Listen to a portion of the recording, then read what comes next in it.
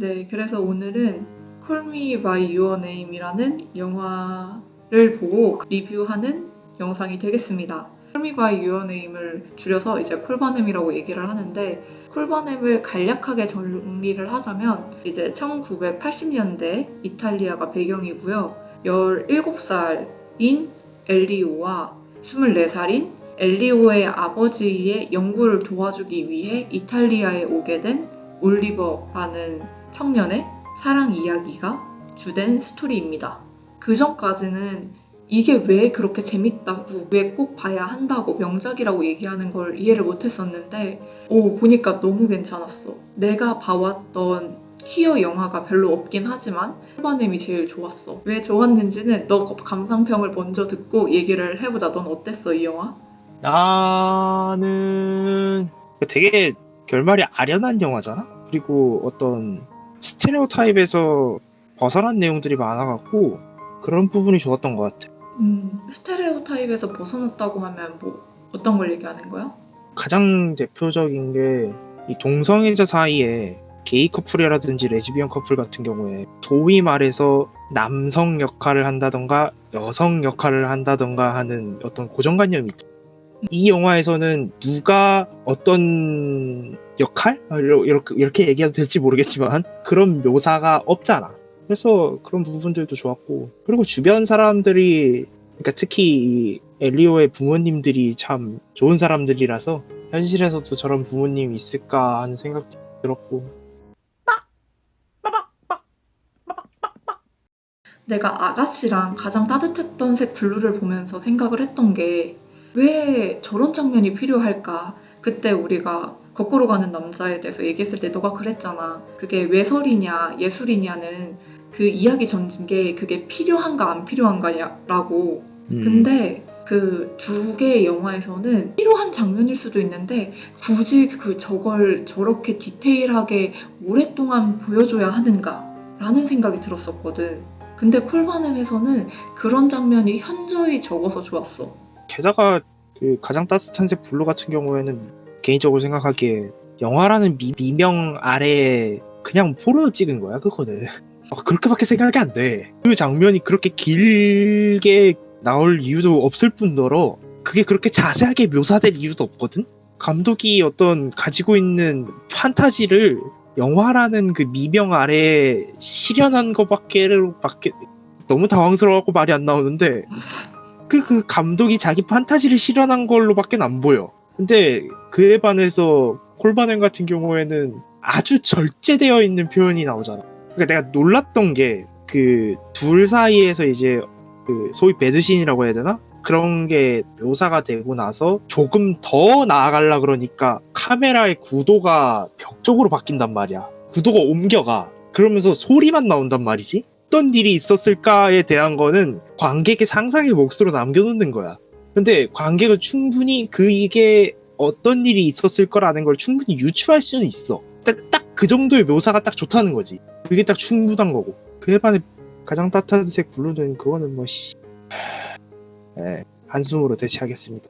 그래서 내가 콜바넴을 보고 너한테 그런 얘기를 했잖아.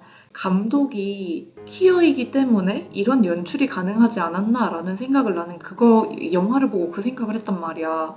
왜냐하면은 아가씨랑 가장 따뜻한 색 블루는 굳이 따지면 헤테로 남성이 찍은 영화인데 레즈비언에 관해 콜바넴은 게이에 관해 게이 감독이 찍은 거잖아. 그렇기 때문에 그렇게 절제될 수 있지 않았을까라는 생각이 들어. 그래서 나도 아가씨랑 그 블루 보면서 느꼈던 게 이게 누구의 시선인가? 이 카메라하고 연출의 시선이 여성의 시선인가? 남성의 시선인가? 게이의 시선인가? 근데 이번에 콜바넴을 보고 느꼈던 게 레즈비언에 관해 판타지를 가지고 있는 누군가의 시선이었을 수 있겠다라는 생각이 들었어. 그런 의미에서 이 영화가 되게 실제로 성소수자들이 겪을 수 있는 그런 것들이 되게 잘 묘사되어 있는 것 같아. 아까 내가 부모님이 진짜 실제로 이런 부모님이 있을까라고 했잖아. 그런 것처럼 자기 자식의 어떤 성적 지향? 그거를 굉장히 존중해주고, 그리고 그게 틀린 게 아니라고 계속 얘기를 해주잖아. 현실에서는 가족에게 커밍아웃을 했다가 연을 끊는 사람들이 되게 많다고 알고 있거든 나는. 그 면에서 이 영화의 부모님은 좋은 사람들로 그려지니까.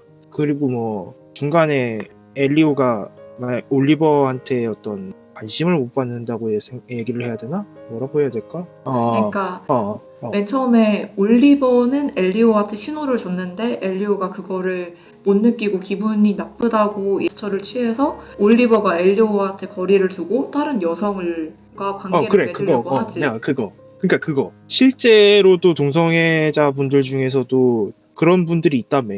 그러니까 일종의 그 자기 부정을 하는 건데 그런 거에 대한 묘사도 되게 좋았던 것 같고 그리고 이 자기 부정이 또 나타나는 게 손님으로 오신 분들 중에 게이 커플이 있잖아. 근데 그분들을 보고서 되게 거부를 표하잖아. 그런 부분도 일종의 자기 부정일 수 있으니까. 근데 그게 실제 동성애자들이 느끼는 감정이라고 해야 되나?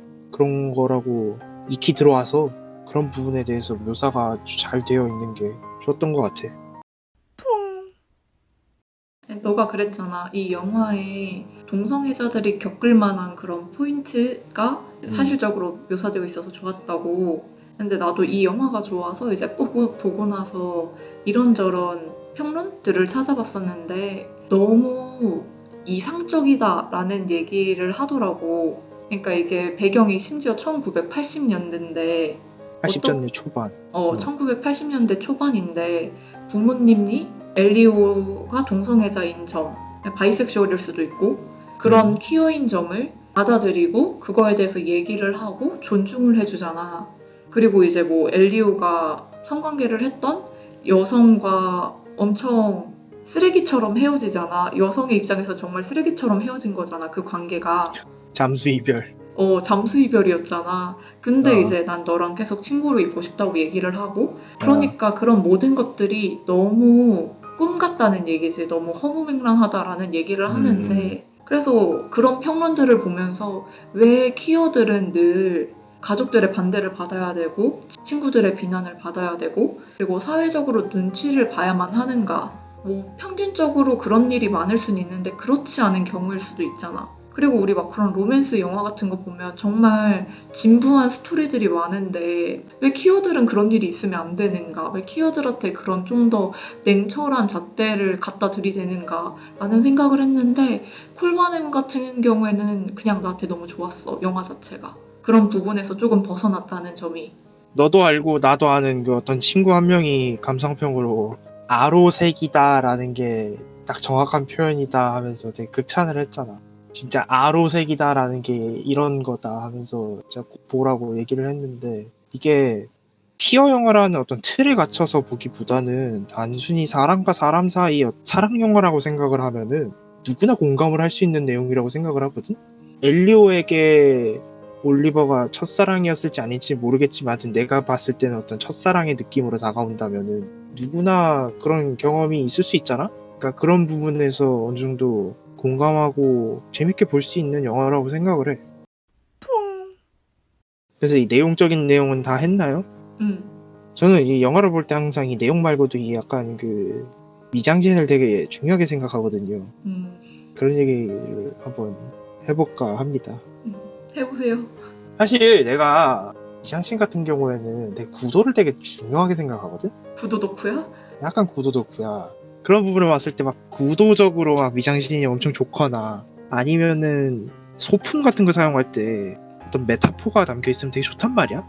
근데 이 영화는 딱히 그렇게 떡밥이라든지 그런 것들이 막 뿌려지는 그런 영화는 아니었긴 한데 나는 그 살구가 되게 중요했던 것 같아. 그러니까 처음에 오자마자 살구 주스를 주고 막 그 영화 내에서 계속 살구 나무가 나오고 살구를 계속 먹고 그리고 그 장면을 왜 나오는지 그 장면이 아마 이것 때문에 나왔던 것 같은데 살구로 혼자서 하는 그 장면. 그 장면이 내가 생각하기에는 그 살구라는 것의 메타포가 엉덩이에 있지 않았을까. 그 벚나무과의 그 열매들 보면은 복숭아라든지 자두라든지 이런 것들 보면은 생긴 게 약간 엉덩이 골 같이 생겼잖아. 그래서 그거를 메타포로 되게 많이 사용을 한단 말이야. 그 살구도 이제 벚나무과 열매니까 아마 그거를 엉덩이의 메타포로 사용하지 않았을까? 라는 생각? 그 정도 말고는 딱히 내 그 지적 수준에서는 떠오르는 게 없더라고. 나는 사실 영화를 볼 때 구도나 그런 거를 딱히 막 너처럼 덕후처럼 신경 써서 보는 편은 아니고 스토리 라인을 제일 중시하는 사람이기 때문에 그렇진 않은데 그 색감 자체랑 마지막에 올리버랑 엘리오랑 둘이서 여행을 떠나서 그 음악이 막 울려 퍼지잖아. 근데 진짜 그 음악이 너무 찰떡 같은 거야. 그 상황에 그래서 너무 좋았어. 그게 연출의 힘이지. 그리고 색감 자체도 너무 이쁘고 색감 같은 게 어떻게 보면 그런 미장센일 수 있지.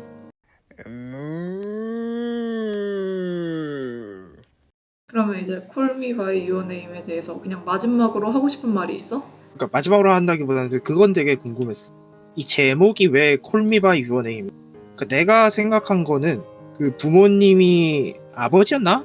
계속 얘기하면서 그 엘리오가 올리버가 자기보다 나은 사람이다라고 얘기를 하니까 아버지가 올리버는 아마 그렇게 생각 안 하고 엘리오 너가 올리버 자신보다 나은 사람일 거라고 생각할 것이다 라고 얘기를 해주잖아. 근데 그걸 생각하면서 그러니까 서로가 서로보다 좀 더 나은 사람이다. 서로를 지켜 세우는 거잖아. 근데 그러면서 너가 나를 지켜 세워준 거에 대한 어떤 존중의 의미로 너를 나의 이름으로 불러줄게. 나도 너를 지켜 세워주는 것에 대해서 너가 나를 너의 이름으로 불러줘 하는 그런 느낌으로 해석이 됐단 말이야.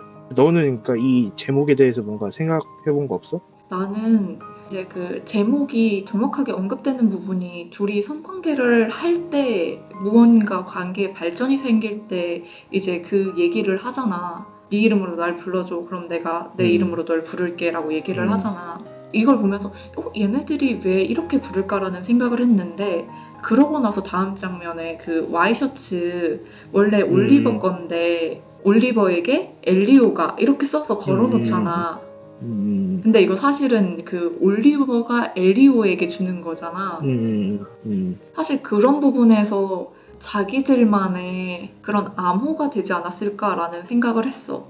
직접적으로 자신들의 정체성을 드러낼 수는 없고 우리 둘의 관계를 숨겨야 하는데 이거를 어떻게 숨길 것인가 라고 얘기를 했을 때 이제 그런 방법을 쓴 게 아닐까라는 생각을 했거든. 그래서 맨 마지막에 그 엘리오가 막 전화 붙잡고 막 올리버라고 얘기를 안 하고 엘리오라고 얘기를 하잖아. 약간 그런 식으로 이름을 바꿔서 부르는 게 어느 정도 자신들의 관계를 숨기는 데 도움이 될 뿐더러 그리고 약간 애칭 같은 느낌이다라는 생각도 들었어. 서로의 애칭 같다. 얘기하려 보니까 혹시 문득 든 생각인데 약간 너를 나와 동일시해서 그만큼 소중하게 생각하겠다라는 의미가 될 수도 있겠다는 생각이 그런 식의 서로를 부르는 호칭을 바꿔서 부른다는 상상을 했거든? 근데 진짜 약간 가슴이 몽글몽글해지는 그런 느낌이야. 막 연애세포가 살아나요? 누군가를 나의 이름으로 부른다는 건 정말 특별한 일이 될 수 있겠구나라는 생각을 했어. 그러니까 함부로 할 수 있는 게 아니잖아. 누군가를 나의 이름으로 부른다는 거. 나의 이름으로 부를 만큼 너는 특별한 사람이다라는 것. 그만큼 사랑하고 아끼는 사람이다. 곱씹으면 곱씹을수록 참 좋은 영화야. 이 영화는 보고 나면은 이틀 뒤 혹은 하루 뒤에 다시 봐야겠다는 생각이 드는 그런 영화다. 그만큼 여운이 많이 남고 떠올리면 또 보고 싶어지는 그런 영화인 것 같아. 참 이 영화 내가 표현할 어떤 능력이 부족하기 때문에 이 영화를 진짜 딱 한마디로 표현은 못하겠는데 아련하고 뭔가 가슴 한편이 아릿해오는 딱 그런 영화? 게다가 OST도 되게 좋았잖아. 영상미와 더불어서 OST를 딱 들으면서 영화를 보면 정말 좋은, 아까 계속 언급을 했지만 아로색이다라는 그 진짜 표현이 정확한 영화 꼭 한번 보셨으면 좋겠습니다. 그리고 속편이 제작된다는 정보가 있으니까 그것도 기대해 보셔도 좋을 것 같습니다. 약간 TMI였고요.